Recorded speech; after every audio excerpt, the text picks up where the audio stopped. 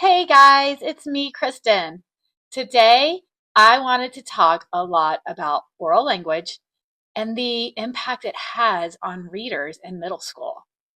So, research shows that oral language is essential when learning how to read. And now that I teach middle school, I see full circle how important it is to develop those early language skills, those oral language skills when they're young, and the impact it has on them when they're in middle school. So, when I talk about oral language skills, what does that mean for a beginning reader? So, what oral language skills are for a young reader is having phonological awareness, having vocabulary knowledge, and having background knowledge. Also, narrative skills. That's what we're going to pretty much be talking about today and how that truly relates to readers when they get to middle school and high school and the importance of developing those skills when they're very young. So let's just talk a little bit about phonological awareness.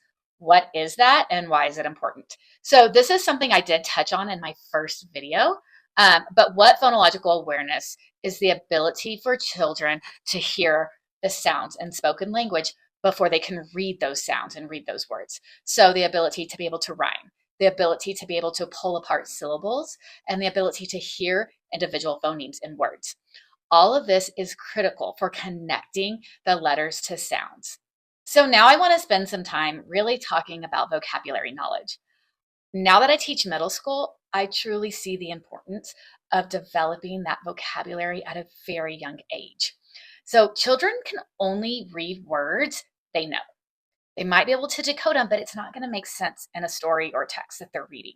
So when kids encounter words like disappointed or enormous, they can decode it much easier if they've heard it before and they understand what it means. And research shows that kids need to hear the word multiple times in many different settings for it to really stick for them and for them to really understand it. Now I want to spend some time really talking about the importance of understanding background knowledge. This is something that I see again that kids struggle with in middle school. If they don't have the background knowledge on information in the text, it's really hard for them to comprehend the text. So, what do I mean about background knowledge? Well, conversations expose children to information about how the world works.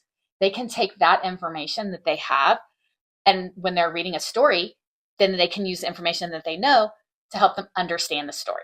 So, like, for example, if kids are reading a story about farmers, they're going to come across words like crops and things like that. If they have that background knowledge on what crops are, it's going to make it easier for them to understand the story about farmers. So, what do I mean when I say narrative skills? What are those? So, what that is telling stories, explaining events, and having that back and forth conversation about how stories work. This is super important for kids because it lays a foundation for how stories are written. It talks about it, they understand the beginning, they understand what a middle looks like, and then they understand how stories end. And they're able to connect events casually. This directly relates to their understanding of stories and reading comprehension when they get older and in middle school. So, children who enter kindergarten with a big vocabulary tend to maintain that advantage throughout schooling. Early oral language skills at ages 3 through 5 is a strong predictor of reading comprehension in fourth grade and beyond. So, what does that mean for parents? Well, the good news is it doesn't require flashcards or formal lessons.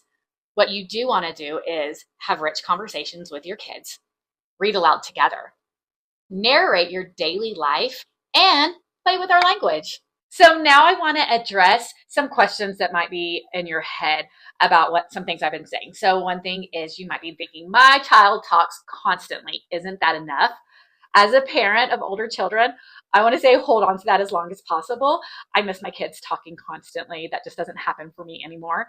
But as a teacher, quality is crucial when thinking about those early reading skills. So what do I mean by quality? So what quality means is children need responsive interactions with adults to extend their ideas. They need to be introduced to new vocabulary and in natural context in conversations. And they need a genuine back and forth engagement of conversations to really understand those key oral language skills. So you might be thinking, when should I start oral language skills? Well, the first 5 years of a child's life is critical for building those early oral language skills. During this time, children's brains are primed for absorbing language patterns, building neural pathways for processing speech sounds, and to establish a foundation for literacy. So, to sum it all up, children who have a rich oral language experience naturally develop context clue skills long before they learn to read, and they do this by conversations. So, what do I mean by that? Here's an example. You tell your 3-year-old, hey, go get your jacket. It's chilly outside. They might not know what the word chilly means, but they can think about the situation. They need their jacket. They use their jacket when it's cold outside. They might also think about other words in the sentence, like outside or jacket. They know if it's cold outside, they have to wear a jacket.